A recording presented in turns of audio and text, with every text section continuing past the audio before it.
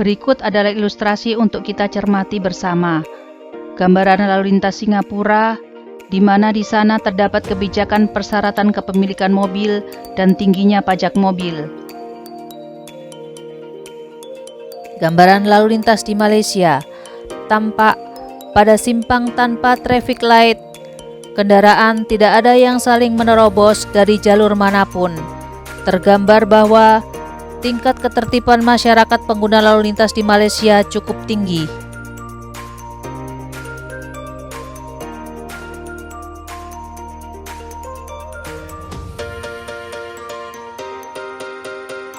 Bagaimana potret lalu lintas kita?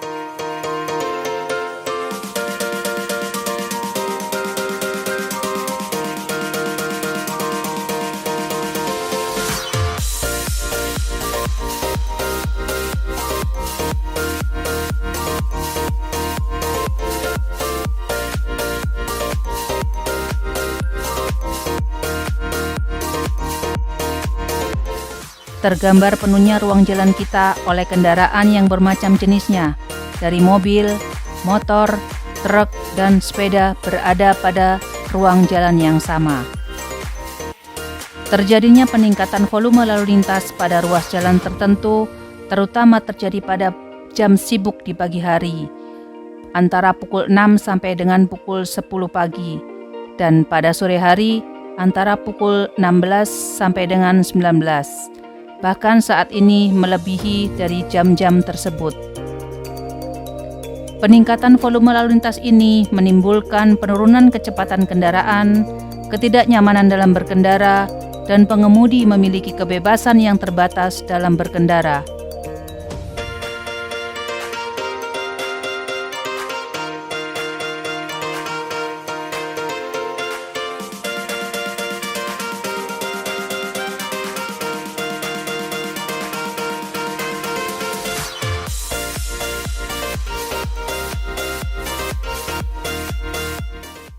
Kepala Dinas Perhubungan Kota Makassar, Mario Said mengatakan, penyebab kemacetan lalu lintas di Kota Makassar tidak tunggal, tetapi dipengaruhi berbagai faktor yang kompleks untuk diurai.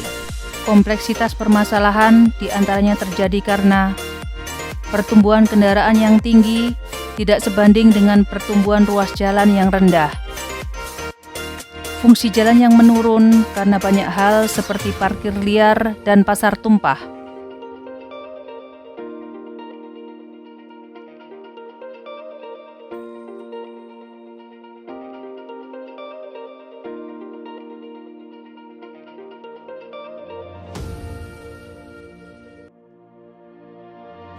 Berikut juga faktor-faktor lainnya yang mempengaruhi terjadinya kemacetan.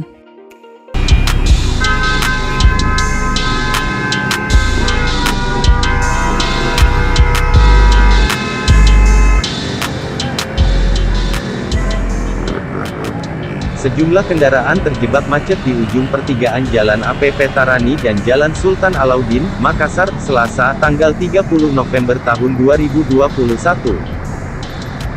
Tidak adanya traffic lights di pertigaan ini sehingga membuat arus lalu lintas melambat dan menumpuk, apalagi tidak adanya petugas lantas yang mengarahkan sehingga memicu kemacetan. Salah satu pemicu kemacetan ini disebabkan adanya Pak Ogah yang mengatur kendaraan yang hendak memutar arah di Utun. Apa saja yang sudah kita lakukan untuk menyelesaikan masalah tersebut? Penindakan parkir tidak pada tempatnya belum berjalan maksimal karena keterbatasan alat, personil, dan ketidakkonsistenan. Penutupan U-turn, penempatan personil di U-turn, dan penertiban Pak Ogah juga telah dilakukan. Penyelenggaraan angkutan umum massal BRT berjalan dari tahun 2015 sampai 2019 karena tidak terjaminnya waktu layanan dan jumlah unit yang digunakan sangat minim. Akibatnya, beratnya beban operasional tanpa adanya subsidi pemerintah menghentikan operasional BRT tersebut. Alternatif kebijakan. Alternatif kebijakan pertama,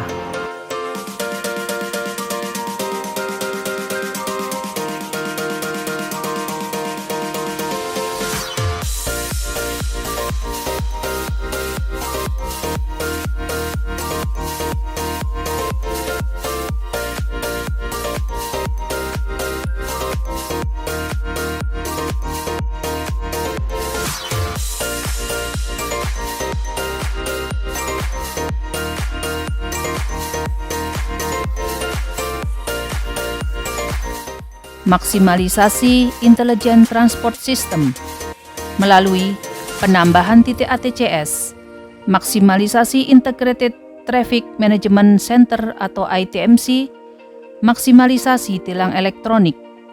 Kelebihan: memaksimalkan arus lalu lintas khususnya di perempatan jalan yang kerap menjadi biang kemacetan, menghasilkan rangkuman data yang terstruktur, meminimalisir kebocoran, mengurangi polusi lingkungan, membentuk disiplin masyarakat, memberi efek jera pada masyarakat, dan mengurangi beban kerja polisi di jalan. Kekurangan: membutuhkan biaya yang tinggi, membutuhkan SDM yang kompeten. Kebijakan ini membutuhkan komitmen lintas sektor dan sinergitas pusat serta daerah. Alternatif kebijakan kedua, Kita tap in di angkot pada pukul 7 pagi, maka dikenakan biaya Rp3.000.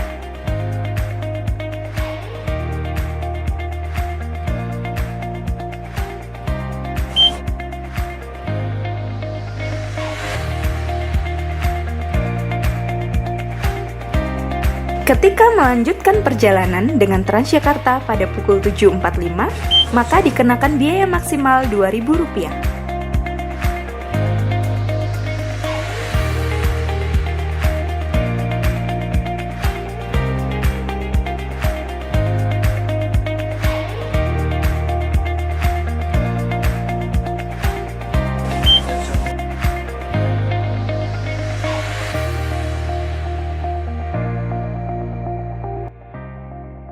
Pembenahan sistem angkutan umum melalui penyediaan angkutan umum massal yang nyaman, tepat waktu, murah, dan mudah diperoleh.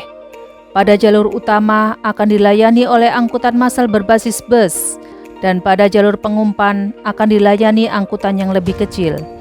Kelebihan: akan mengurangi penggunaan kendaraan pribadi, meminimalisir kecelakaan lalu lintas, dan mengurangi polusi udara. Kekurangan: kebijakan ini akan banyak mendapat tantangan pelaku angkutan yang lain dan rawan terhadap gesekan sosial.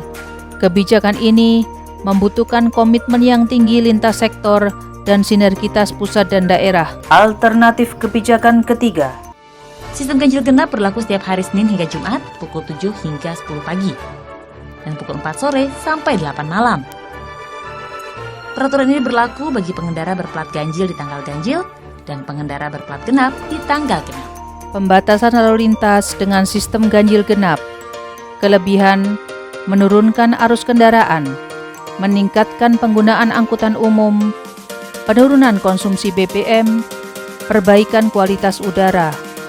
Kekurangan: memungkinkan kepemilikan plat nomor kendaraan ganda, membutuhkan pengawasan dengan bantuan teknologi. ketiga alternatif kebijakan tersebut harus dilaksanakan secara bersama untuk menangani kemacetan secara komprehensif. Secara parsial, alternatif ketiga dipilih, yakni pembatasan kendaraan melalui sistem ganjil genap. Alasan: merupakan kebutuhan mendesak, proses perencanaan tidak terlalu lama, sumber daya manusia, kepolisian, dan perhubungan cukup, serta mudah dievaluasi. Dalam penyelenggaraan lalu lintas angkutan jalan, diperlukan koordinasi yang sistemik, terencana, dan berkelanjutan. Mari kita selesaikan bersama masalah kemacetan.